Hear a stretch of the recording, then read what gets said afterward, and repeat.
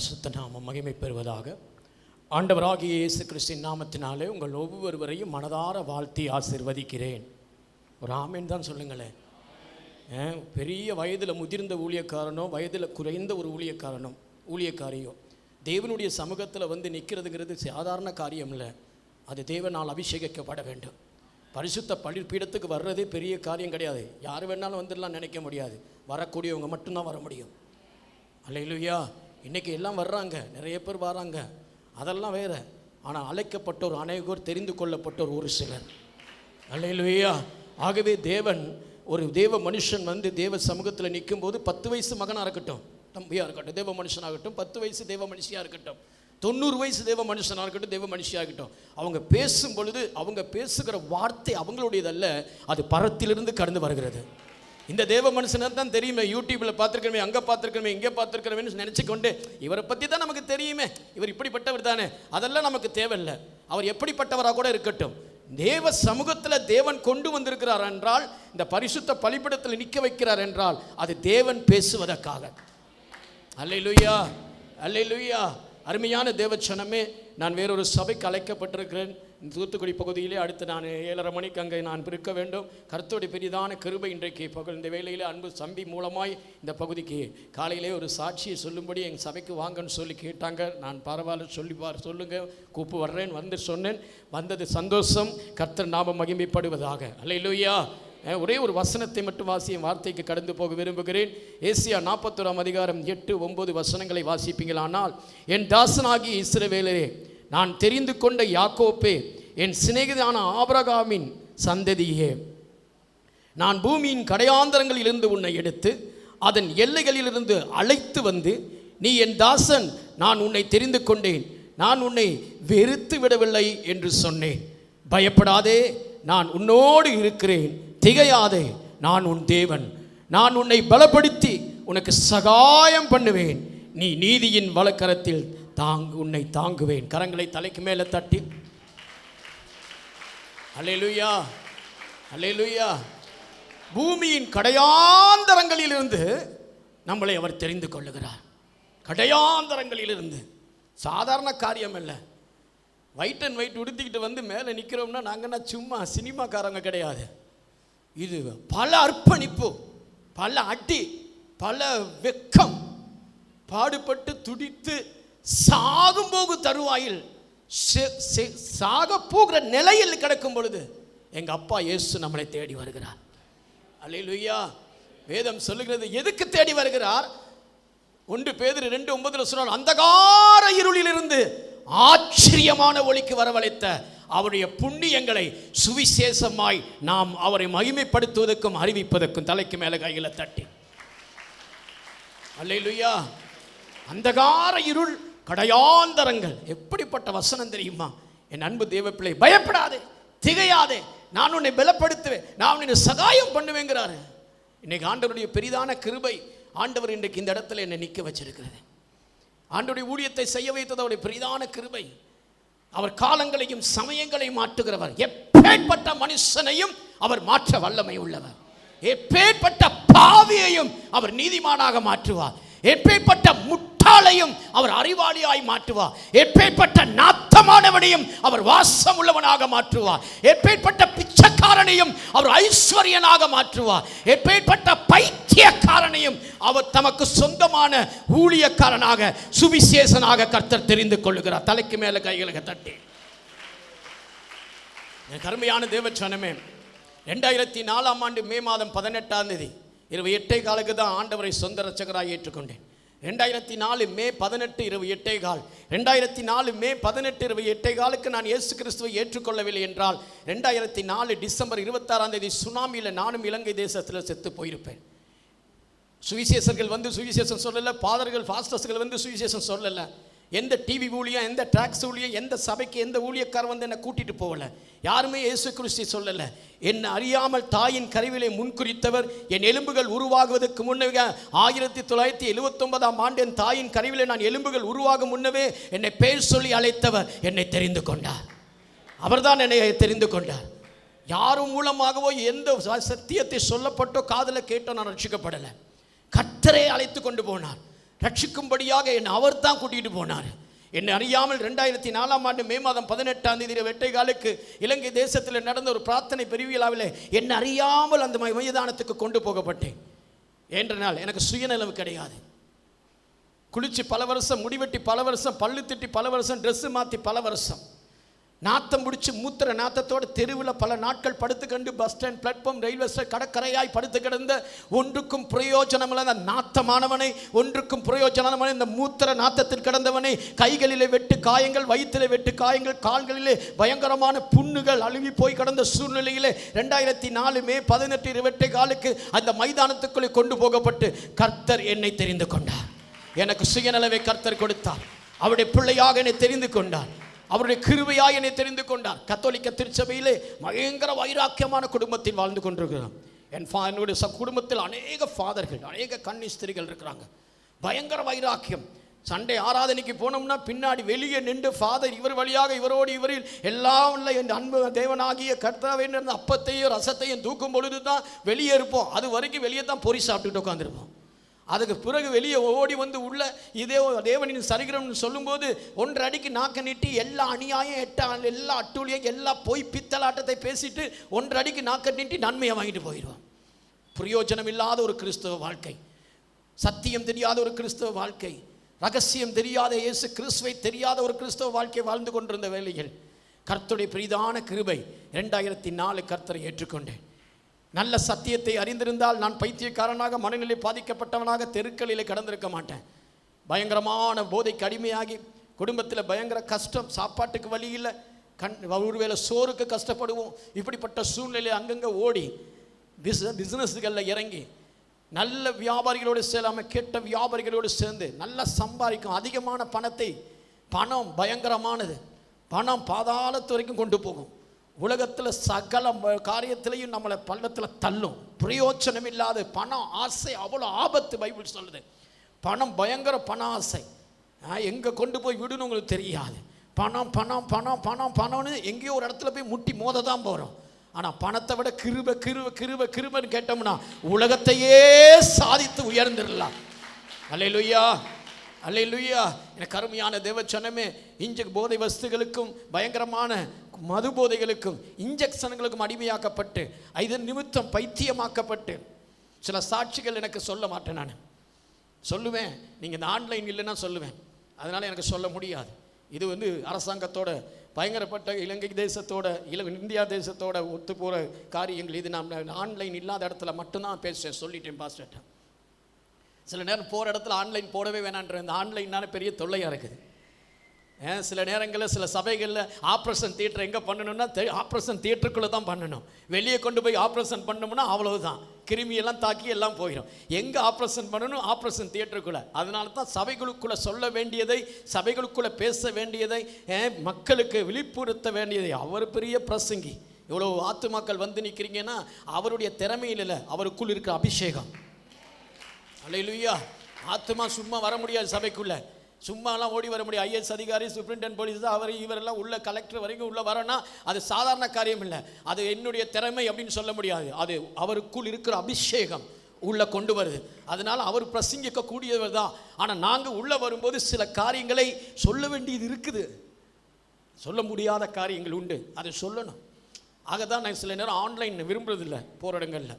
அதேவே எனக்கு அருமையான தேவச்சனமே, கர்த்தர் என்னை 2004 தெரிந்து கொண்டு 2008 வரைக்கும் ஒரு ஊழியக்கார நேரத்தில் அடங்கியிருந்தேன். இது ரொம்ப முக்கியம். ஏன் இந்த வசனத்தை மட்டும் உச்சர சொல்றேன், அடங்கியிருந்தேன்.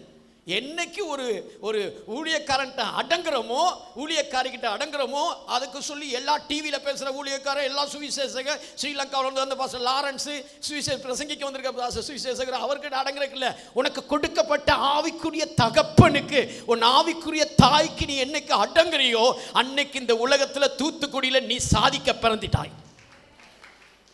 அல்லேலூயா. அன்றைக்கு தான் நீ சாதிக்க பிறக்கிறான்னு அர்த்தம். அன்னையோட கர்த்தர் உன்னை தெரிந்து கொண்ட உனக்கு கொடுக்கப்பட்ட ஆவிக்குரிய தகப்பனுக்கு. அல்லேலூயா. அடங்கியிருந்தேன்.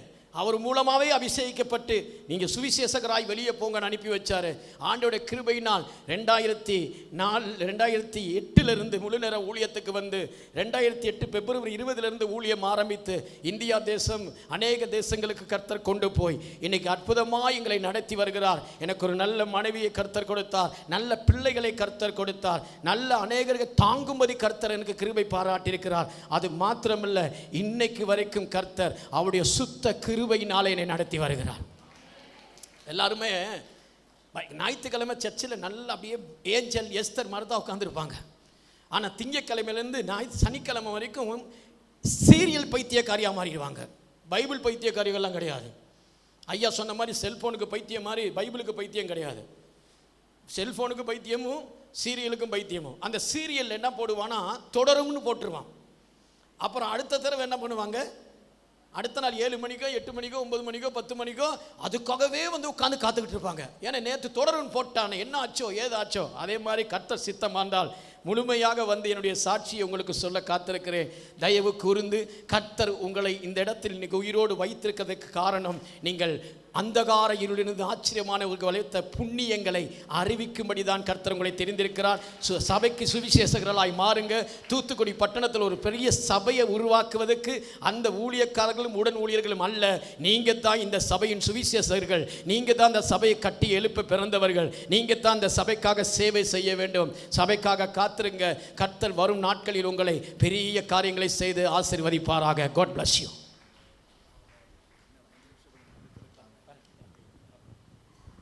இருக்கிற இடத்துல எல்லாரும் எழும்பி நின்று ஒரு 5 நிமிஷம் மாத்திரம் நல்லா பாடி. ஆச்சரியமா இருக்கு. காலையிலிருந்து கர்த்தர் கொடுத்த வார்த்தையை ஒவ்வொரு ஊழியக்காரர்களும் அதை கன்ஃபார்ம் பண்ணிக்கொண்டே இருந்தாங்க. ஜான்சன் மச்சா வந்து ஒரு பாட்டு பாடும் பொழுது அதில் அந்த வார்த்தை இருந்தது. தீமுத்தையும் ஆடுதனை நடத்தும் பொழுது அதில் அந்த வார்த்தை இருந்தது. இந்த தேவ மனுஷனுடைய சாட்சியிலும் அந்த வார்த்தை இருந்தது. அவர் காரியத்தை மாறுதலாய் முறிய பண்ணுகிற கர்த்தர். ஆமென், ஹல்லேலூயா. அவர் காரியத்தை திருப்புகிற கர்த்தர். அவர் சூழ்நிலைகளை மாற்றுகிற கர்த்தர். உங்களுக்கு முன்பாக எந்த காரியங்கள் வாய்க்காது என்று நினைக்கிறீர்களோ அந்த காரியத்தை தான் அவர் மாற்றி காண்பிப்பார். அதை முடிய பண்ணுகிற கர்த்தர். எல்லாரும் சேர்ந்து காரியம் மாறுதலை முடியும். நன்றி அப்பா.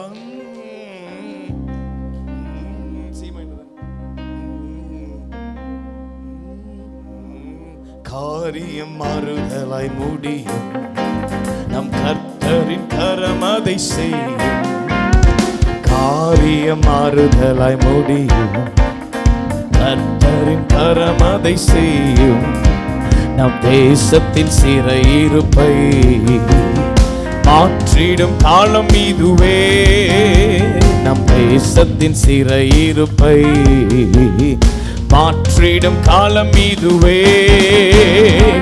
எழுந்து வா ஜெபித்திட, எழுந்து வா துதித்திட, எழுந்து வா ஜெபித்திட, எழுந்து வா துதித்திட, ஜெபித்திட நாம் துதித்திட சிறையிருப்பு மாறிடும். சொல்லுவா, நான் ஜெபித்திட நான் துதித்திட சிறையிருப்பு மாறிடும். துதித்திட கதவுகள், துதித்திட கதவுகள் திறக்கும்.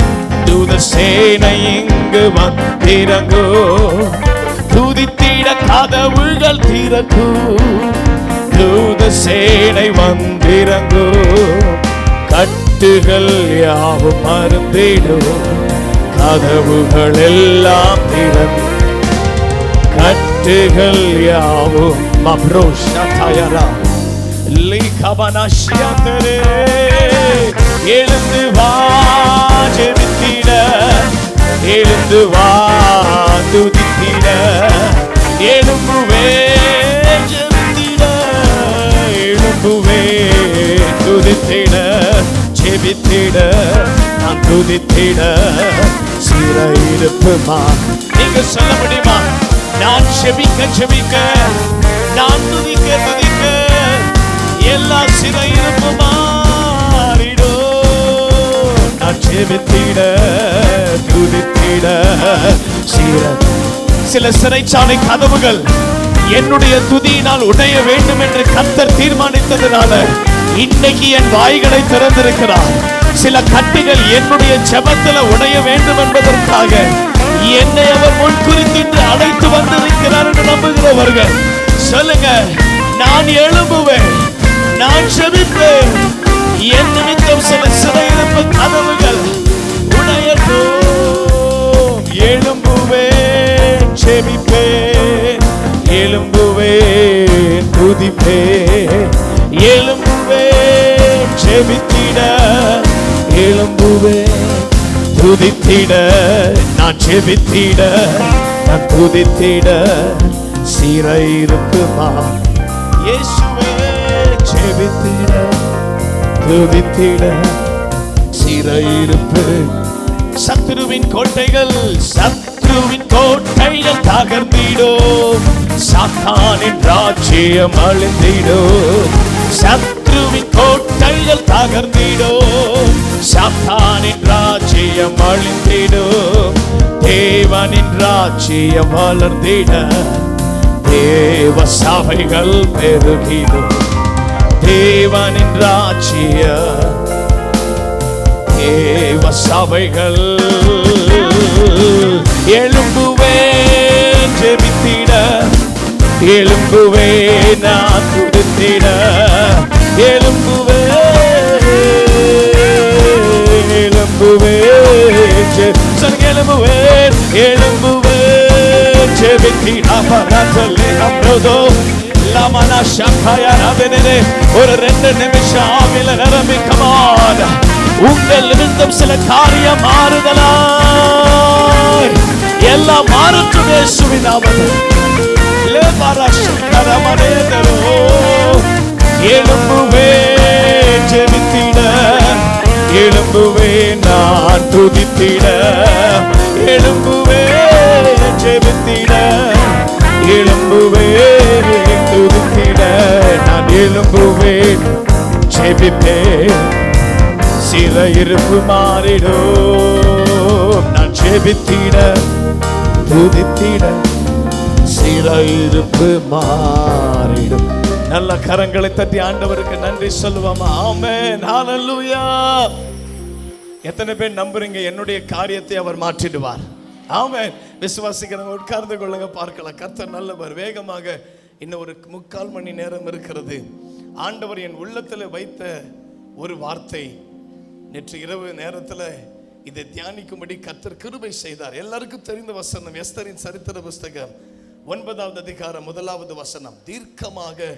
தீர்க்கமாக கர்த்தர் இதை நிச்சயம் செய்வார், நிச்சயம் செய்வார், நிச்சயம் செய்வார். எஸ்தர் 9வது அதிகாரம் அதனுடைய 1வது வசனத்தை, ராஜாவின் வார்த்தையின்படியும் அவனுடைய கட்டளையின்படியும் செய்யப்படுகிறதற்கு ஆதார் மாதம் என்கிற 12ஆம் மாதம் 13ஆம் தேதியிலே யூதரின் பகைஞர் அவர்களை மேற்கொள்ளலாம் என்று நம்பினார்களே, அந்நாளிலே தானே. ஆனா ஆண்டவர் என்ன சொல்றாருன்னா, அந்நாளிலே தானே யூதரானவர்கள் தங்கள் பகைஞரை மேற்கொள்ளும்படிக்கு காரியம் மாறுதலாய் முடிந்தது. எந்த நாளில யூதர்களுடைய ரத்தம் வெள்ளமாய் ஓடணும்னு பிசாசு தீர்மானம் பண்ணினானோ, அதே நாளில அவனுடைய சேனைகளின் ரத்தங்கள் வெள்ளமாய் ஓட செய்தார் கர்த்தர். எந்த நாளில பிசாசு நம்மளை மேற்கொள்ளலாம் என்று தீர்மானம் பண்ணினானோ, அதே நாளில் தானே கர்த்தர் காரியத்தை மாறுதலாய் முடிய பண்ணி நமக்கு ஒரு ஜெயத்தை கொடுத்தார். ஒரு ஆமென் சொல்ல கேட்கிறேன். ஆமென். காரியத்தை அவர் மாற்றுகிறவர். இன்னைக்கு பாருங்க, சாட்சி கேட்டோம் காலையில. எப்படி இருந்தவர்? சுயநினைவின்றி குப்பை தொட்டியில ஒரு வெட்டப்பட்ட காயங்களோடு புண்களோடு அழுகிய நாற்றமெடுத்த ஒரு சரீரத்தையும் கர்த்தர் நேசித்து அதையும் அழைத்து அந்த சரீரத்தின் மீது அக்கறை உள்ளவராகி அவருடைய காரியத்தை கர்த்தர் தலைகீழாக மாற்றக்கூடுமானால், இன்றைக்கு நான் உங்களை பார்த்து சொல்லுகிறேன், எந்த சூழ்நிலையில நீங்கள் இருந்தாலும் அந்த சூழ்நிலையின் காரியத்தை அவரால் மாற்ற முடியும். விசுவாசிக்கிறவங்க நல்ல கரங்களை தட்டி ஒரு ஆமென் சொல்லுங்க, பார்க்கலாம். ஒரு ஆமீன் சொல்லுங்க பார்க்கலாம். சத்துரு வெட்டின குழியில் அவனவே விழச் செய்கிறவர் என்னுடைய கர்த்தர். ஆண்டவர் பார்த்து சொல்லுவாரு, கோலியாத்தே, நீ எந்த பட்டயத்தை நம்பி வந்தாயோ அதே பட்டயம் உன் கழுத்துல விழ வச்சேன் நானு.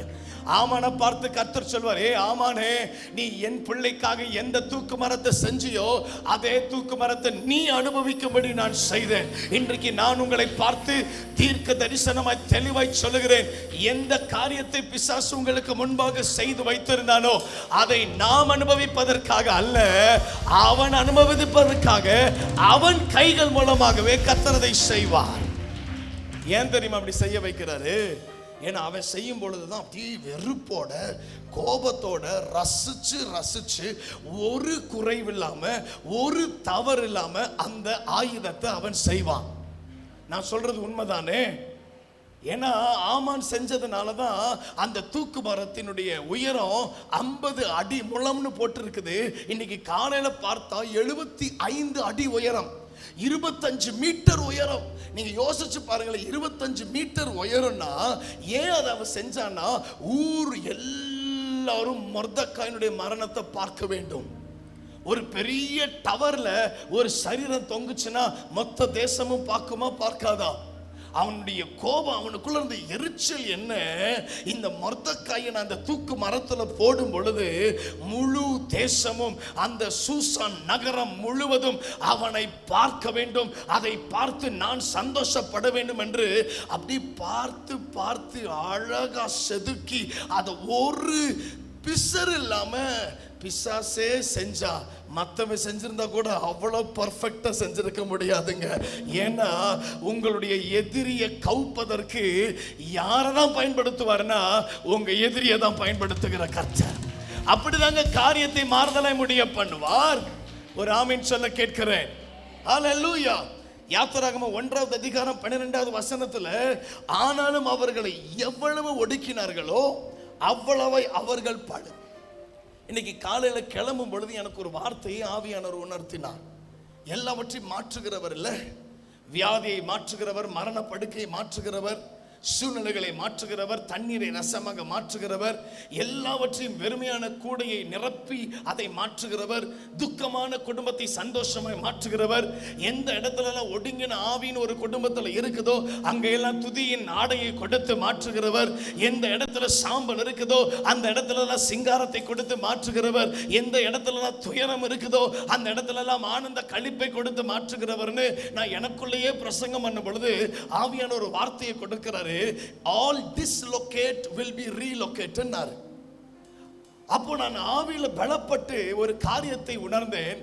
இந்த இடத்துல அல்லது என்னுடைய சத்தத்தை கேட்டுக்கொண்டிருக்கிற எவரேனுக்கும் அடிக்கடி உடம்புல டிஸ்லோகேஷன் பார்த்திருக்கீங்களா? அந்த போன் டிஸ்லோகேட் ஆகும்ல, சின்ன வெயிட்டை தூக்கினாலும் இந்த முட்டு விலகிடும். சின்ன காரியம் செஞ்சாலும் இடுப்புலையோ இல்ல சரீரத்திலேயோ சில டிஸ்லோகேஷன் உண்டாகிரும், சில மசில் டிஸ்லோகேஷன் உண்டாகும். என் ஆவியானவர் இன்று தீர்க்க தரிசனமாய் சொல்லுகிறார், அப்படிப்பட்ட பிரச்சனையோடு யார் இருந்தாலும், யார் இந்த சத்தத்தை கேட்டுக்கொண்டிருந்தாலும் இன்றோடு அந்த பிரச்சனை மாறுகிறது. இன்றோடு அந்த பிரச்சனை மாறுகிறது. எல்லா டிஸ்லோகேஷன் ப்ராப்ளம் இயேசுவின் நாமத்தில் இனி அது டிஸ்லோகேட் ஆகாதபடிக்கு அதனுடைய இடத்திலே அது நிலைத்து நிற்கும்படி, அதனுடைய சரீரத்து பாகத்தோடு அது நிலைத்து நிற்கும்படி கர்த்தர் அந்த பகுதிகளிலே ஒரு தெய்வீக பலத்தை கட்டளையிடுகிறார். ஆமென். காரியத்தை மாறுதலாய் முடிய பண்ணுகிறார். பிசாசு எவ்வளவாய் ஒடுக்கினார்களோ அவ்வளவாய் கர்த்தர் அவர்களை பழுகி பெருக பண்ணினார். கால்குலேஷன், அந்த மேத்தமெட்டிக்ஸவே ஃபார்முலாவே மாத்திட்டாருங்க. பிசாசு நினைக்கிறான் இவர்களை ஒடுக்கினா இவர்கள் குறைந்து போவார்கள், இவர்களை வெட்டினா கணக்கு குறையும் என்பது பிசாசினுடைய கால்குலேஷன். ஆனா நான் ஒன்றை சொல்லுகிறேன், தேவனுக்கு பயந்து கர்த்தருக்கு முன்பாக உத்தமமாய் நடக்கிற உங்களுக்கு பிசாசு என்ன செய்வான்னா, உங்க எதிரி எவ்வளவு உங்களை வெட்டணும்னு நினைச்சாலும் அவன் நினைச்சது நடக்காது. அவன் நினைச்சது நிச்சயமாய் நடக்காது. மாறாக காரியம் எப்படி மாறும்னா, எந்த இடத்துல சப்ஸ்ட்ராக்ஷன் நடக்கும், எந்த இடத்துல டிவிஷன் நடக்கும்னு அவன் திட்டம் சுத்தம் பண்ணினானோ அதே இடத்துல கர்த்தர் மல்டிப்ளிகேஷனை கொடுத்துக்கிட்டு இருப்பார். அதே இடத்துல கர்த்தர் ஆடிஷனை கொடுத்துக்கிட்டு இருப்பார். இதுதாங்க என் தேவனுடைய உத்தமமான காரியம். ஹல்லேலூயா. பாருங்க, ஆதியாகமம் 50:20 யோசேப்பு என்ன சொல்றாரு? நம்ம எல்லாருக்கும் தெரிந்த வசனம் தான். நீங்கள் எனக்கு தீமை செய்ய நினைத்தீர்கள். நீங்க தீமை செய்ய நினைத்தீர்கள். குழியில போட்டது தீமையா இல்லையா? உண்மைதானே? கொல்லணும்னு நினைச்சது தீமையா இல்லையா? அது தீமை தானே. வெறுப்பு உண்டாக்கி வெறுப்போடு பேசுனது தீமையா இல்லையா? ஆனா யோசேப்பு வாயில என்ன தெரியுமா வந்தது? நீங்க எனக்கு தீமை செய்தீர்களே சொல்லல. என்ன சொல்றாருன்னா, தீமை செய்ய நினைத்தீர்கள். அப்படின்னா என்னன்னா, யோசேப்புக்கு ஒண்ணு புரிஞ்சிருச்சு. நீ குழியில போட்டது நீ எனக்கு பண்ண தீமை இல்லடா, நீ எனக்கு பண்ண நன்மை. நீ என்ன வெறுத்தது நீ எனக்கு பண்ண தீமை இல்ல, நீ என்ன வெறுத்தது எனக்கு நீ பண்ண நன்மை. என்ன நீ ஒதுக்குனது நீ எனக்கு போர்க்கமா. நல்ல கரங்களை தட்டி ஆவியில நிரம்பி நன்றி சொல்லுங்களே.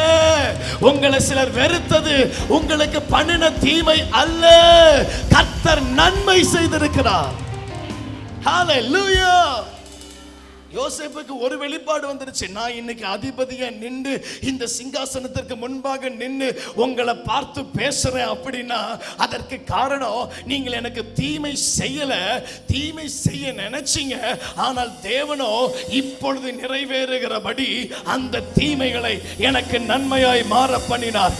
எந்த தேவ மனுஷனும் மனுஷியும் வருகிற பிரச்சனையையும் வருகிற போராட்டத்தையும் கர்த்தர் எனக்கு ஏதோ நன்மைக்காகத்தான் செய்கிறார் என்று நம்புகிறார்களோ அவர்களுக்கு நிச்சயம் அரியணை உண்டு.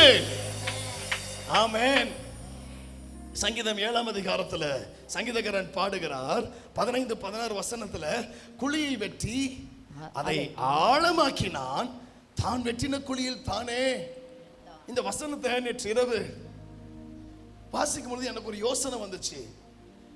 பிசாசு குழியை வெட்டினா, ஆனா அவன் எங்க வெட்டினான்னு கூட மறந்து போச்சு அவனுக்கு.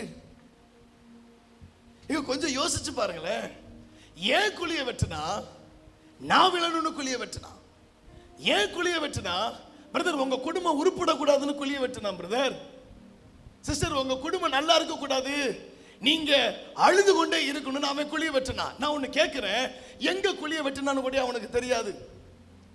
தெரியும் தெரியும். ஆனால் கர்த்தர் எப்படிப்பட்டவர் தெரியுமா?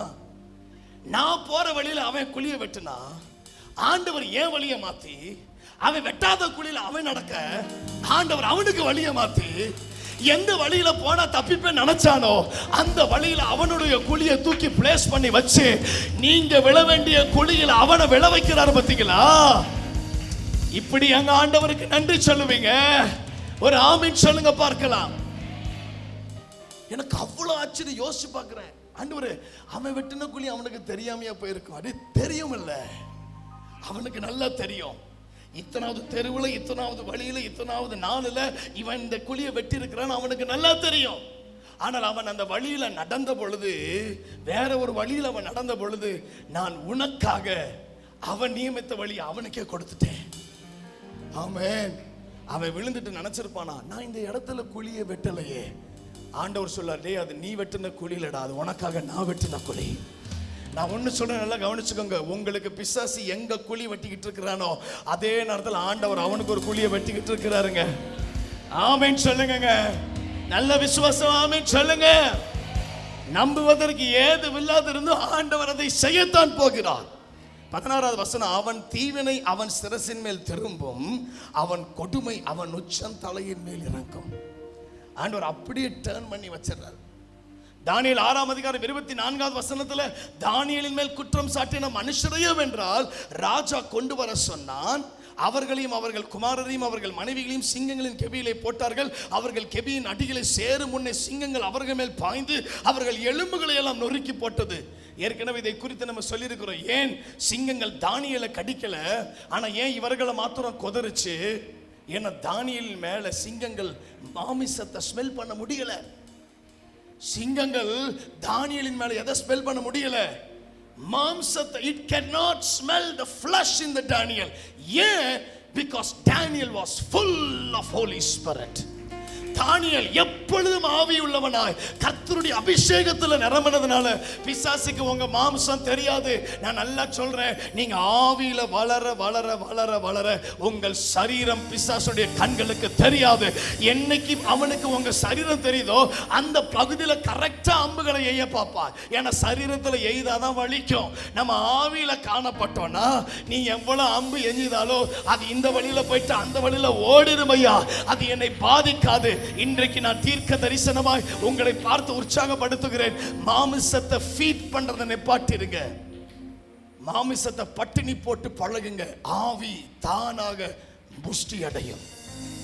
You have to feed the spirit, starve the flesh. பக்கத்துல பார்த்து ஒரு வார்த்தை சொல்லிடுறீங்களா? மாமிசத்தை பட்டினி போடு, ஆவிக்கு நல்ல ஊட்டச்சத்து கொடு. Feed your spirit and starve your flesh. தானா உங்களை பார்க்கிறவர்கள் மாம்சத்தை பார்க்கவே மாட்டாங்க. ஏன் தெரியுமா? உங்ககிட்ட வந்து தப்பா நடக்கிறாங்க. ஏன் உங்களை மிஸ்யூஸ் பண்ண பார்க்குறாங்க? ஏன் உங்களை வந்து மயக்குறாங்க? ஏன் உங்களுக்கு ஒரு பொருளை பார்த்த உடனே ஆசை வந்துடுது? ஏன்னா உங்ககிட்ட இன்னும் கொஞ்சம் மாம்சம் ஒட்டி இருக்குது. நான் சொல்றேன் கேளுங்க, நீங்க கம்ப்ளீட்டா ஆவிக்குரிய அனுபவத்தோட நீங்க வாழ்ந்து பார்த்தீங்கன்னா இப்படிப்பட்ட போராட்டங்கள் உங்களை பக்கத்திலே வராதுங்க.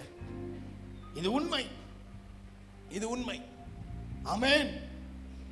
ஆண்டவர் காரியத்தை மாறுதலாய் முடிய பண்ணுகிறவர். ஆனா எந்த மனிதர்கள் தானியேலை போடுவதற்கு சிங்க கெபிகளை பிளான் பண்ணாங்களோ அந்த மனிதர்கள் உள்ள போய் சேர கூட இல்லை. அத்தனை எலும்புகளையும் நொறுக்கப்பட்டது. கர்த்தர் காரியத்தை மாறுதலாய் முடிய பண்ணுகிறவர். இன்னைக்கு நான் ஒரு சில காரியங்களை ரொம்ப முக்கியமா சொல்லணும்னு விரும்புறேன். இந்த காரியம் மாறுதலாய் முடிஞ்சதே அதற்கு காரணமாக இருந்த 3 நபர்களை குறித்து நான் பேச விரும்புகிறேன். எஸ்தரையோ மொர்தெக்காவையோ எல்லா செய்தியிலையும் பேசியிருக்கிறோம். ஆண்டவர் எனக்கு ஒரு வித்தியாசமான யோசனையை கொடுத்தாங்க.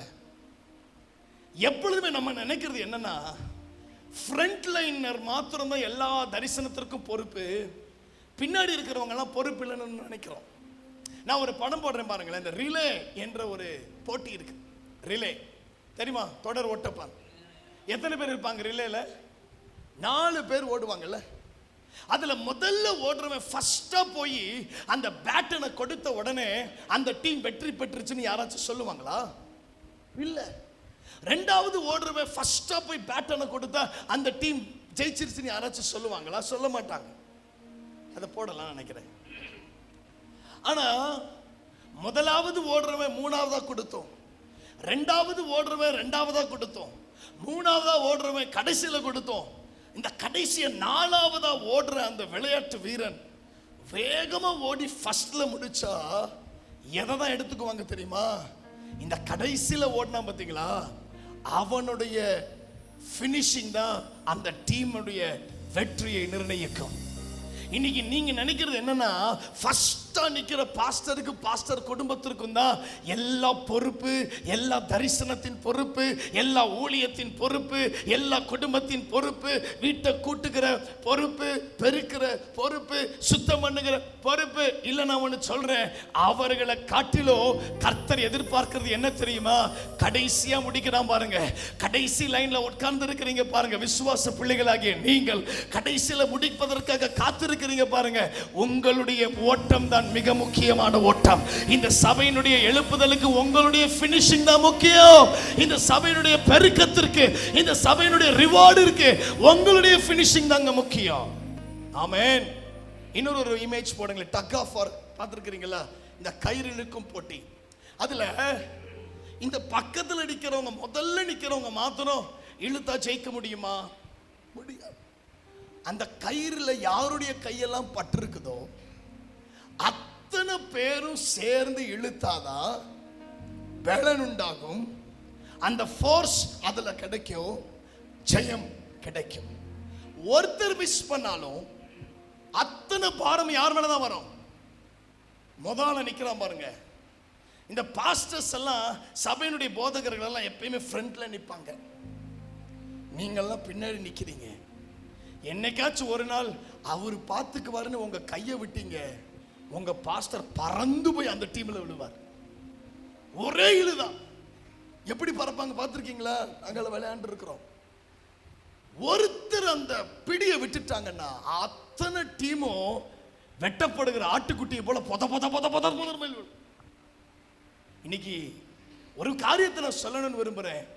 காரியம் மாறுதலாய் முடிவதற்கு எஸ்தர் மொர்தெக்காய் மாத்திரம் இந்த இடத்துல செயல்படலைங்க, அவர்களும் செயல்பட்டார்கள். ஆனால் 3 நபர்கள் இந்த பகுதியில் மிக முக்கியமாய் செயல்பட்டார்கள். அவர்கள் வாழ்க்கையிலிருந்து சில காரியங்களை நாம் கற்று இந்த இடத்தை விட்டு கடந்து செல்வோம். முதலாவது யார் தெரியுமா? திருப்பிக் கொள்ளுங்கள். எஸ்தர் 4வது அதிகாரம் அதனுடைய 5வது வசனத்திலிருந்து 17வது வசனம் வரைக்கும். அப்பொழுது எஸ்தர் தன் பணிவிடைக்கென்று ராஜாவினால் நியமித்திருந்த அவனுடைய பிரதானிகளில் ஒருவனாகிய ஆத்தாகை அழைப்பித்து, முதலாவது நாம் ஒரு காரியத்தை கற்றுக்கொள்ள வேண்டும். யார்கிட்ட இருந்துன்னா, எஸ்தருக்கென்று பணிவிடை செய்த ஆத்தாகு. சொல்லுங்க, லெட்ஸ் லேர்ன் சம்திங் ஃப்ரம் ஆத்தாகு. இந்த ஆத்தாக குறித்து நாம் கற்றுக்கொள்ள வேண்டிய காரியம், எஸ்தர் 9ஆம் அதிகாரம் 1ஆம் வசனத்தில் காரியம் ஆறுதலாய் முடிந்ததற்கு இவன் தாங்க முதல் காரணமாக இருந்தான். Apart from Esther and Mordecai. நான் திருப்பி சொல்ல, Esther Mordecai front line warriors. ஆனால் நான் பேச போகிற மற்ற 3 பேர் they are back line warriors. பின்னணியத்தில் இருந்து காரியம் மாறுதலாய் முடிவதற்கு உதவியாக இருந்தவர்கள். இந்த ஆத்தாக என்ன பண்ண தெரியுமாங்க? மொர்தெக்காய்க்கும் எஸ்தருக்கும் நடுவுல ஒரு பயங்கரமான கான்வர்சேஷன் நடக்குது. இந்த முக்கியமான கான்வர்சேஷனுக்கு மிக முக்கிய பொறுப்பாளியா இருந்தது தான் இந்த ஆத்தாகு. இந்த 5லிருந்து 17 வசனங்கள்லயே சுமார் 5 முறை மொர்தெக்காய்ட்ட இருந்து எஸ்தர் கிட்ட, எஸ்தர் கிட்ட இருந்து மொர்தெக்காய் கிட்ட, மொர்தெக்காய் கிட்ட இருந்து எஸ்தர் கிட்ட, எஸ்தருக்கு கிட்ட இருந்து மொர்தெக்காய் கிட்ட இருந்து 5 முறை ஓடி ஓடி ஓடி ஓடி ஓடி ஓடி சொல்லப்பட்ட வார்த்தையை ஒரு தவறு இல்லாமல் சொன்னவன் தான் நான் ஆத்தாக்கும். நான் நினைச்சு பார்க்கிறேன், ஹிரோஷிமா நாகாசாகில அமெரிக்கா அவ்வளோ பெரிய குண்டு போட்டு அந்த பட்டணத்தை அழிச்சதற்கு காரணம் என்ன தெரியுமா? ஒரே ஒரு தவறான இன்டர்பிரேஷன். ஜப்பான்ல இருக்கிற ஒருத்தர் தவறா ஒரு செய்தி அமெரிக்கா தேசத்துல வந்து அந்த பேர்ல் ஹார்பரை குறித்து சொல்லிட்டான். பெரிய யுத்தம் வந்ததே. கேரளாவில் போன தடவை எலெக்ஷன் டைம்ல ஒரு கட்சி தோற்று போனது. என்னன்னு யோசிச்சு பார்த்தா, அந்த கட்சியினுடைய தலைவர் மேடையில் நின்று வல்லமையா ஹிந்தியில பேசுறாரு. அதை மொழிபெயர்த்த ஒருத்தர் இருந்தார் பார்த்தீங்களா, இவர் என்னெல்லாம் பேசுறாரோ அதற்கு சம்பந்தமே இல்லாம இவர் ஒன்ன சொல்ல, ஹிந்தியில என் ஜனமே நீங்கள் எல்லாம் என்னுடைய ஜனங்கள்னு சொல்ல, இவர் டிரான்ஸ்லேஷன், இவர் சொல்லுகிறார் நீங்கள் என் ஜனமே இல்லை. இவர் சொல்ல, நம்முடைய தேசத்து நம்முடைய மாநிலத்தில் நம்முடைய ஆட்சி வர வேண்டும். இவர் சொல்றாரு, இவர் சொல்லுகிறார் இந்த இடத்துல இந்த ஆட்சியே வர. அப்படியே கவுந்துருச்சுங்க ஆட்சி. நான் யாரை குறித்து சொல்றேன்னு உங்களுக்கு நல்லா தெரியும், வீடியோலாம் பார்த்துருப்பீங்கன்னு நினைக்கிறேன். சொல்ல வேண்டிய விஷயத்தை தெளிவா சொல்லலைன்னா காரியம் ரொம்ப மாறுதலா முடிஞ்சிடும். எப்படி முடியும்னா, நீங்க விரும்பாத விதத்துல. இந்த ஆத்தாக்கு கிட்ட 3 குணங்களை கர்த்தனுக்கு கண்டி கொடுத்தார். முதல்ல, வார்த்தையை ஜாக்கிரதையாய் சுமக்கும் நம்பிக்கைக்கு உரியவன். இன்னைக்கு உங்க வாழ்க்கையில காரியம் மாறுதலா முடியணும்னா உங்ககிட்ட காணப்பட வேண்டிய முதல் ஆத்தாகின் குணம் என்ன தெரியுமா? நீங்க ஆண்டவரை நம்புறதில்ல, ஆண்டவர் உங்களை நம்பணும். சில வசனங்களை வேகமா வாசிங்க. 1 தீமோத்தேயு 1:12 வாசிங்க பார்க்கலாம். 1 தெசலோனிக்கேயர் 2:4, 1 கொரிந்தியர் 4:2 வசனங்களை வேகமாய் வாசிக்க கேட்போம். என்னை பலப்படுத்துகிற நம்முடைய கர்த்தராகிய இயேசு கிறிஸ்து என்னை உண்மை உள்ளவன் எண்ணி, அவர் என்னை உண்மை உள்ளவன் என்று எண்ணி இந்த ஊழியத்துக்கு ஏற்படுத்தினபடியால் அவரை ஸ்தோத்தரிக்கிறேன். மனுஷர்கள் என்ன உண்மை உள்ளவன் நம்பல, கர்த்தர் என்ன நம்புவாரா? கர்த்தர் நான் உண்மை உள்ளவன் நம்புவாரா? இப்ப 1 தெசலோனிக்கேயர் 2:4 வாசிங்க பார்க்கலாம். சுவிசேஷத்தை எங்களிடத்தில் ஒப்புவிக்கத்தக்கதாய் தேவன் எங்களை உத்தமர் என்றினபடியே, தேவன் எங்களை உத்தமர் என்று எண்ணினபடியே, நாங்கள் மனுஷருக்கு அல்ல எங்கள் இருதயங்களை சோதித்தருகிற தேவனுக்கே பிரியமுண்டாக பேசுகிறோம். மனுஷர்கள் இல்லைங்க, கர்த்தர் என்னை பார்த்து உத்தமனும் சன்மார்க்கனுமானவன் சொல்ல முடியுமா? நான் கர்த்தரை நம்புவது சுலபம், ஆனால் கர்த்தரை நம்புவது தான் முக்கியம். ஆமென். இன்னைக்கு உங்க வாழ்க்கையில காரியம் மாறுதலாம் முடியணும்னா எத்தனை பேர் கவனிக்கிறீங்க? ஒரு ஆமென் சொல்லுங்களேன். Very good. காரியம் மாறுதலாம் முடியணும்னா நீங்க ஆண்டவரை நம்புறது இருந்தாலும் கர்த்தர் உங்களை நம்புறாரான்றதை பார்த்துக்கோங்க. அவர் கொடுத்த வேலையில், அவர் கொடுத்த குடும்பத்தில், அவர் கொடுத்த பணத்தில், அவர் கொடுத்த பிள்ளைகளில், அவர் கொடுத்த ஒரு பொறுப்புல உங்களை ஆண்டவர் நம்புறாரா? நம்பிட்டாருன்னா நிச்சயமாய் காரியம் மாறுதலாய் முடியும். ஆமென். 1 கொரிந்தியர் 4:2 என்ன சொல்லுகிறது பாருங்கள். 1 கொரிந்தியர் 4:2 மேலும் உக்கிரக்காரன் உண்மை உள்ளவன் என்று காணப்படுவது அவனுக்கு அவசியமா? உக்கிரக்காரன், எல்லா உக்கிரக்காரன், எல்லா ஊழியக்காரன் உண்மையுள்ளவன் என்று காணப்படுவது அவனுக்கு. ஒரு சின்ன விஷயத்துல இவன் உண்மை இல்லாதவன் பேர் வாங்கிட்டீங்கன்னா அந்த பெயரை நீங்க திருப்பி வாங்குவதற்கு பல ஆண்டுகள் எடுக்கும், பல ஆண்டுகள் எடுக்கும். எங்க தாத்தா ஒரு பெரிய ஆஸ்பத்திரியில் வேலை பார்த்த பொழுது அவங்க மேல இருந்த கோபத்தில் டைப்ரைட்டரை தூக்கிட்டு வந்துட்டார் வீட்டுக்கு. சில நாட்களுக்கு பிறகு ஆண்டவர் உணர்த்தினார், நீ பண்ணது தவறு, நீ பண்ணது தவறு. அது வரைக்கும் அவரை குறித்து அந்த ஆஸ்பத்திரியில் ஒரு நல்ல பெயர் இருந்தது. மருத்துவரை வேலை செய்யல, அங்க இருந்த அந்த மருந்தகத்தில் வேலை செய்தார், ஃபார்மசியில் வேலை செய்து கொண்டிருந்தார். அநேக நாட்களுக்கு பிறகு அவர் உணர்த்தப்பட்டதுனால அவர் தலையில டைப்ரைட்டரை வச்சுக்கிட்டு நான் இதை இவ்விடத்திலிருந்து திருடினேன், நான் இதை இவ்விடத்திலிருந்து திருடினேன்னு சொல்லிக்கிட்டே போய் அந்த இடத்துல வச்சார். ஆனாலும் அவர்கள் அவர் மேல இருந்த அந்த நம்பிக்கை அதோட போயிடுச்சு. அவ்வளவு காலம் அவரை உண்மையுள்ளவன்னு பார்த்தவங்க இவரே போய் உண்மையா ஒத்துக்கொண்டாலும் அதற்கு பின்பு அவர் மேல அந்த நம்பிக்கை அவங்களுக்கு போயிடுச்சு. இன்னைக்கு நீங்க ரொம்ப கவனமா இருக்கணும். இந்த ஆத்தாக் எப்படிப்பட்டவன் தெரியுமா? மொர்தெகாய் சொன்ன வார்த்தையில ஒரு வார்த்தை தவறாமல் எஸ்தரிடத்திலும், எஸ்தர் சொன்ன ஒரு வார்த்தை என்னென்ன விஷயம் தெரியுமா? பணத்தை குறித்து சொல்றாரு மொர்தெகாய் 7வது வசனத்துல. 8வது வசனத்துல கட்டளையினுடைய ஜெராக்ஸை கொடுத்து விடுறாரு. இம்பார்ட்டன்ட் டாக்குமெண்டேஷன் அவன் கையில இருக்கு. இன்னைக்கெல்லாம் நம்ம கையில ஏதாச்சும் ஒரு முக்கியமான பொருள் கிடைச்சா அதை உண்மையா போய் சேர வேண்டிய இடத்துல சேர்க்கிறோமா, அல்ல போற வழியிலேயே அதுல ஏதாச்சும் பணம் பார்க்கிறோமான்றதெல்லாம் ரொம்ப கவனமா இருங்க.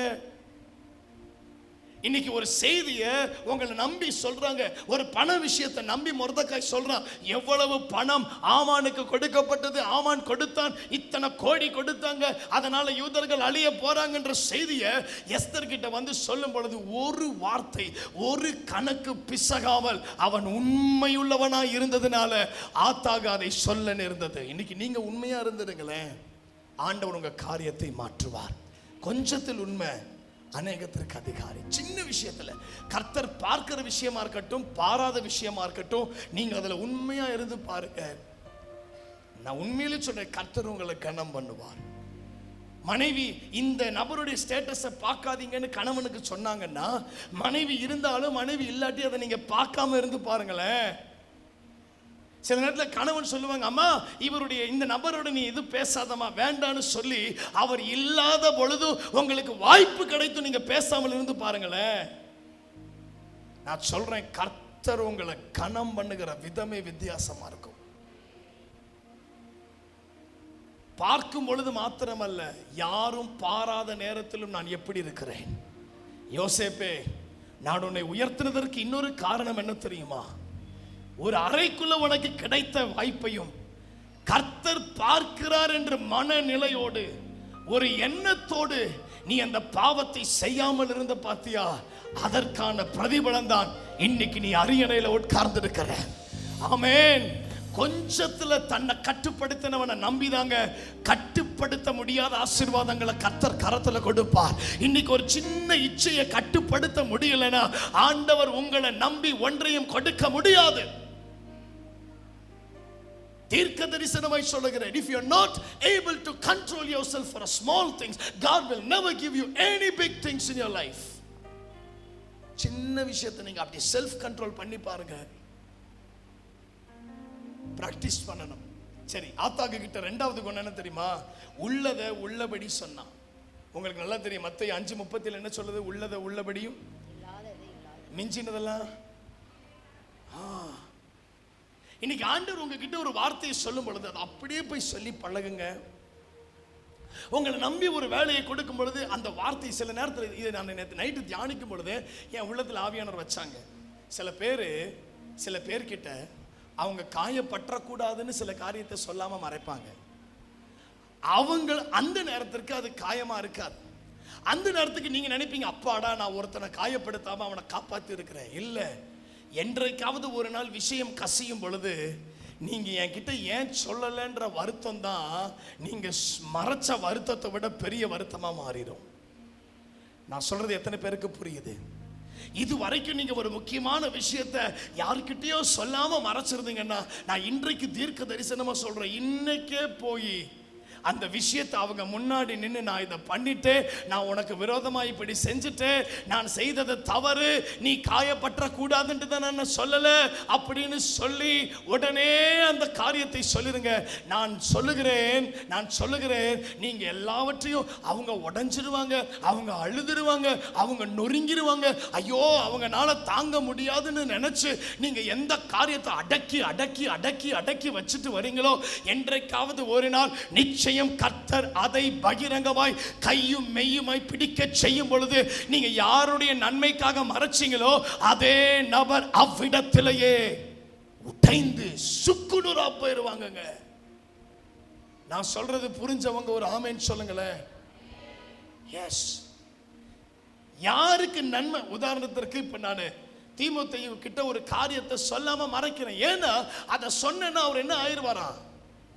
உடஞ்சு மனசு கஷ்டமா என்கிட்ட பேசாம போயிடுவாரோ, என் மேல கோபப்பட்டுருவாரோன்னு நினைச்சு நான் சொல்லாம போறது, ஒரு நாள் விஷயம் வெளியில வரும் பொழுது அவர் வாழ்நாள் முழுவதும் நிரந்தரமாய் என்னோடு கூட பேசாமல் போவதற்கு வாய்ப்பு இருக்கிறது. அதற்கு நான் ஒன்றை சொல்லுகிறேன், இப்பொழுதே அதை சொல்லி ஒப்புரவாயிருங்க. தன் பாவத்தை அறிக்கை செய்து விட்டு விடுகிறவன் இரக்கம் பெறுவான். மூன்றாவது, ஆத்தாகு கிட்ட நீங்க எரேமியா 1:7, என்னாகமம் 22:38 பேழையாம் சொல்ற, கர்த்தர் சொன்ன வார்த்தை அன்றி நான் வேற என்ன சொல்ல முடியும்? I cannot say anything else than what God told me. உபாகமம் 18:18 இயேசுவை குறித்து ஒரு தீர்க்க தரிசனம் வந்திருக்குது பாருங்க, எத்தனை ஆண்டுகளுக்கு முன்பு. உபாகமம் 18:18 ஒருவர் வாசிக்க கேட்கிறேன். உன்னை போல ஒரு தீர்க்கதரிசியை நான் அவர்களுக்காக அவர்கள் சகோதரரிலிருந்து எழும்ப பண்ணி என் வார்த்தைகளை அவர் வாயில் அருளுவேன். நான் அவருக்கு கற்பித்ததை எல்லாம் அவர்களுக்கு சொல்லுவார். தேவனும் பிதாவும் எதை கற்பித்தாரோ அதை தாங்க இயேசு கிறிஸ்து நம்மளுக்கு 4 சுவிசேஷத்துல சொல்லி இருக்கிறார். ஒரு வார்த்தை பிதா சொல்லாததை அவர் சொல்லல, ஒரு வார்த்தையும் பிதாவை மீறி அவர் சொல்லல. பிதா என்ன சொன்னாரோ அதை மாத்திரம் தான் சொன்னார். மூன்றாவது, ஆத்தாகு கிட்ட நம்ம கற்றுக்கொள்ள வேண்டிய குணம் என்னன்னா, அவன் சலிக்காமல் கொடுத்த வேலையை செய்தான். சலிக்காமல் ஒவ்வொரு தடவையும் போய் போய் போய் நீங்க வாசிச்சு பாருங்களேன். முதலாவது எங்கன்னா 6வது வசனத்துல மொர்தெக்காயின் இடத்தில் புறப்பட்டு போனான். 7-8 வசனங்கள்ல வேண்டுமென்று அவளுக்கு சொல்ல சொன்னான். 10வது வசனம் 11வது வசனத்துல மொர்தெக்காய்க்கு சொல்லி அனுப்பினார். 13வது வசனம் 14வது வசனத்துல இதை யாருக்கு தெரியும் என்று சொல்ல சொன்னான். 15வது வசனத்துல எஸ்தர் மொர்தெக்காய்க்கு மறுபடியும் சொல்ல சொன்னாள். அடுத்து 16வது வசனத்துல நான் செத்தாலும் சாகிறேன் என்று சொல்ல சொன்னான். இப்படி ஒருவேளை எஸ்தர் இப்படி சொன்னதா மொர்தெக்காய்ட்ட போயிட்டு, ஐயோ எஸ்தர் அக்கா செத்துருவேன்னு சொல்லிட்டாங்கன்னு மொர்தெக்காய்ட்ட சொன்னா என்னை அடிச்சிருவாருன்னு நினைச்சு அவர் சொல்லாம போயிருந்திருந்தா? யோசிச்சு பாருங்க. ஒரு சோர்வு இல்லாமல் சில வசனங்களை நீங்க வாசிச்சு பாருங்க வீட்டில் போய். 1 கொரிந்தியர் 15:58 நம்ம வாசிக்கிறோம். கலாத்தியர் 6:9, கொலோசியர் 3:23-24, எபிரேயர் 6வது அதிகாரம் 10-12 வரைக்கும் நீங்கள் சோர்ந்து போகாமல் சலித்து போகாமல் கர்த்தர் கொடுக்கிற வேலையை நீங்க உண்மையா செஞ்சு பாருங்களேன், காரிய மாறுதலாய் முடியும். ஒரு ஆமென் சொல்லுங்க. ஹல்லேலூயா.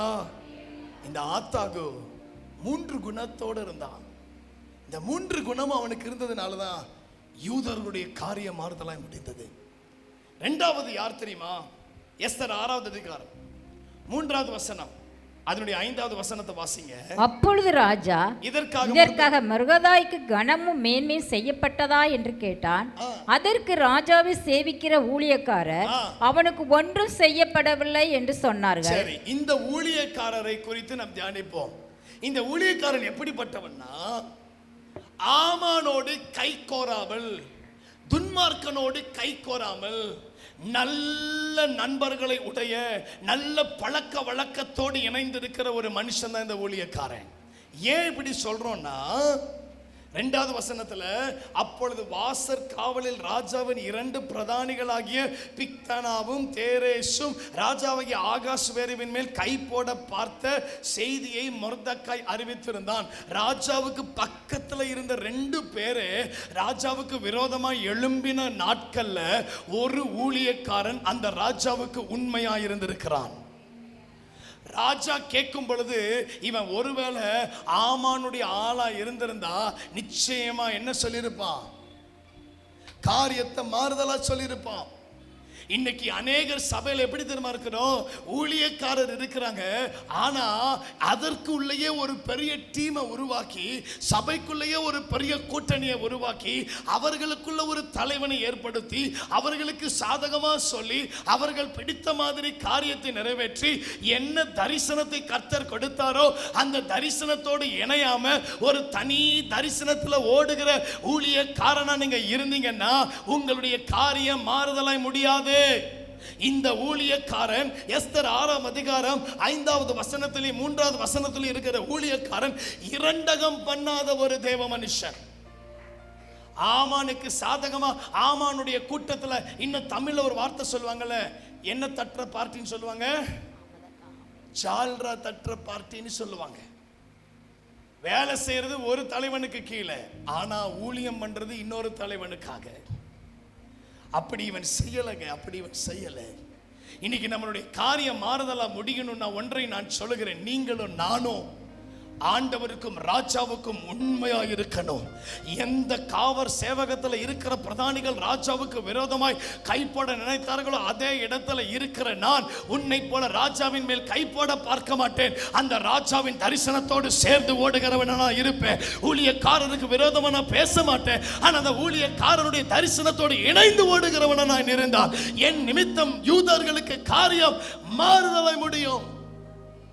ஆமென். 1 சாமுவேல் 15:23 என்ன சொல்லுகிறது? இரண்டகம் பண்ணுதல் பில்லி சூனிய பாவங்க. சில வசனங்களை சொல்லுகிறேன், எழுதி கொள்ளுங்கள். எசேக்கியேல் 20:8, ஓசியா 7:13, 2 கொரிந்தியர் 6:14-15. ஐயோ எத்தனையோ வசனங்கள். நீதிமொழிகள் 1:10, 15, சங்கீதம் 1:1.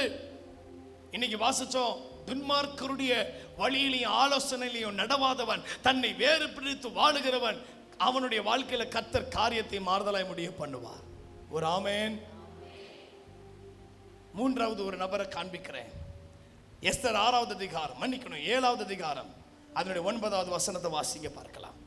எஸ்தர் 7வது அதிகாரம். அப்பொழுது ராஜ சமூகத்தில் இருக்கிற பிரதானிகளில் அர்போனா என்னும் ஒருவன், அர்போனாவை குறித்து அவனுடைய வாழ்க்கையிலிருந்து நாம் கற்றுக்கொள்ள வேண்டிய காரியம் என்ன?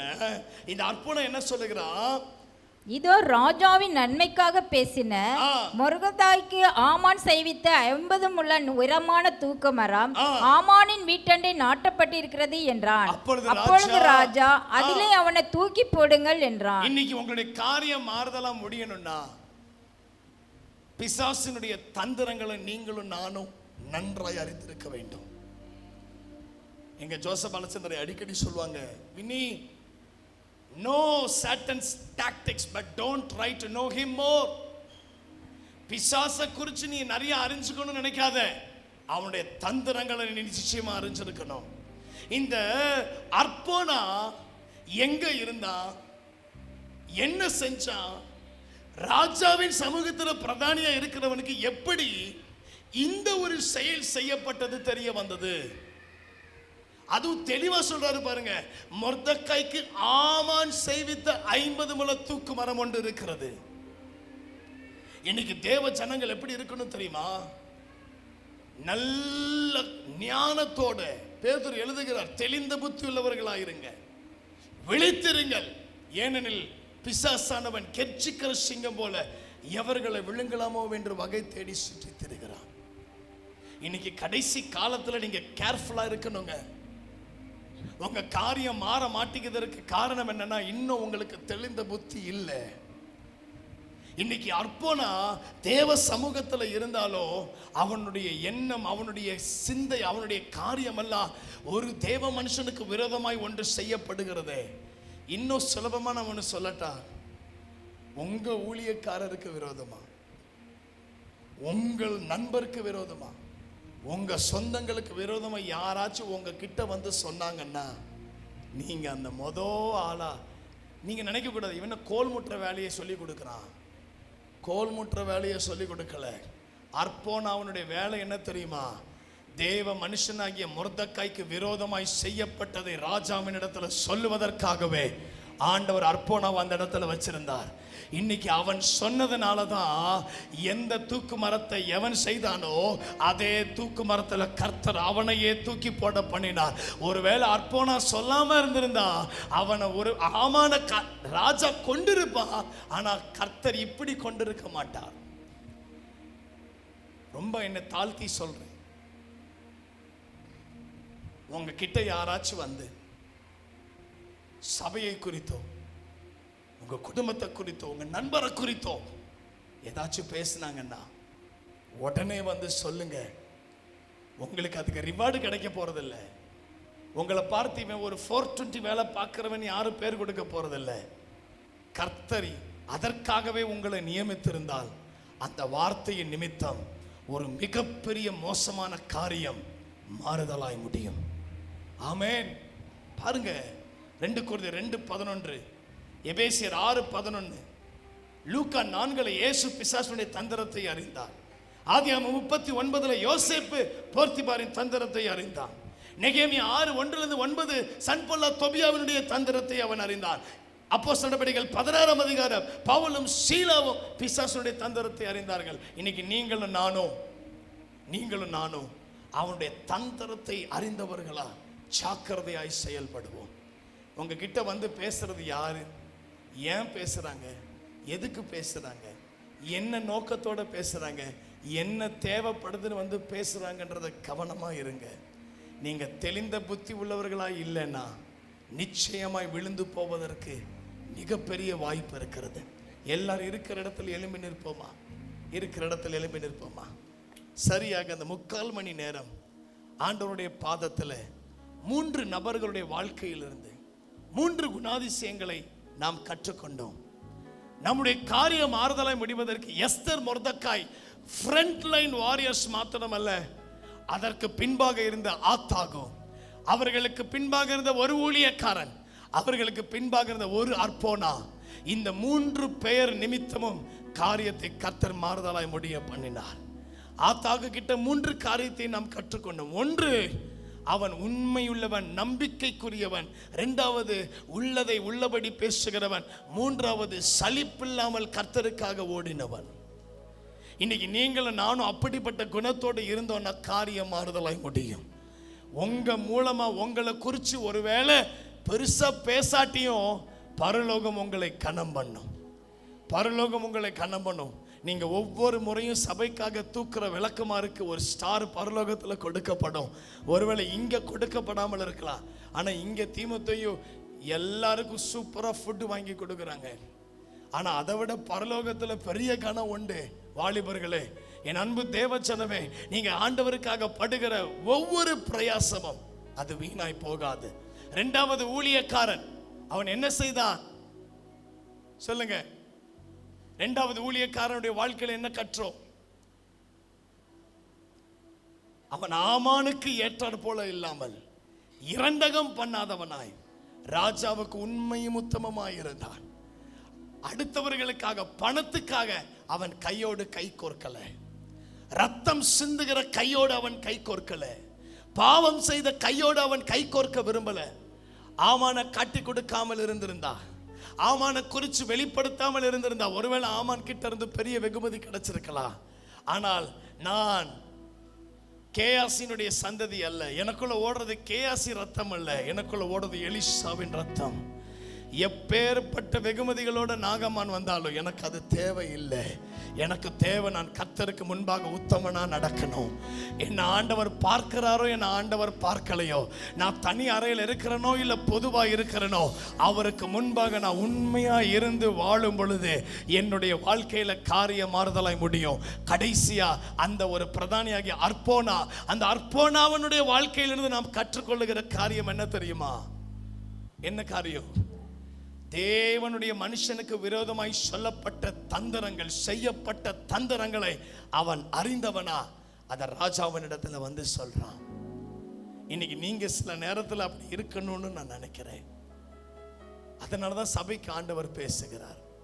உங்க காரியம் மாறுதலா முடியணும்னா உள்ளதுன்னு சொல்லிருங்க, மீதியை கர்த்தர் பார்த்து கொள்வார். ஆமென். Don't keep anything with yourself. Don't try to hide things with yourself. One day it will burst like an explosive. அடக்கி வச்ச காரியம் ஒரு நாள் ஒரு பெரிய வெடி மருந்தா வெடிச்சு சிதறும் பொழுது வாழ்க்கையில நாசம் உண்டாகும். இன்னைக்கு உள்ளத்துல இருக்கிறத சொல்லுவேன்னு ஒப்பு கொடுக்கிறவங்க எத்தனை பேர்? கரங்களை உயர்த்துங்க. இன்னைக்கு என்னுடைய காரிய மாறுதலாய் முடிவதற்கு நான் இந்த 3 நபர்களிடமிருந்து இந்த காரியத்தை நான் கற்றுக்கொள்கிறேன். ஆண்டவரே, நீங்க கொடுத்த இந்த நல்ல நேரத்திற்காக நன்றி அப்பா.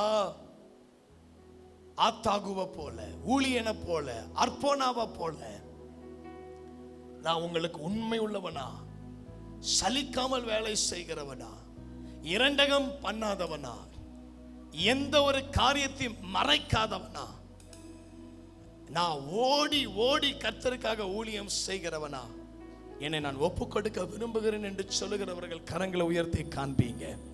ஆண்டவர் உங்களை பார்க்கிறார். ஆண்டவர் உங்களை பார்க்கிறார். காரியம் மாறுதலாய் முடிவதற்கு நான் எஸ்தரா இருக்கணும்னு அவசியம் இல்லை. நான் மொர்தக்காயா இருக்கணும்னு அவசியம் இல்லை.